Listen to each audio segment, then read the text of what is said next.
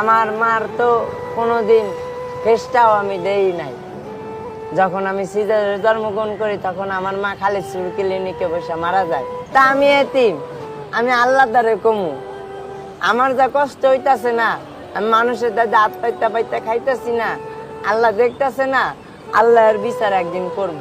এই রাষ্ট্রে কি কম মানুষ আছে? হ্যাঁ, চাইলে তো হেল্প করতে পারে, 500 টাকার ব্যাপার, চাইলে তো হেল্প করতে পারে, কিংবা আমার হাতটা ধইরা লগে করে বড় বাজার নিয়ে যাইতে পারে, এমন কোন দয়ালু ব্যক্তি নাই।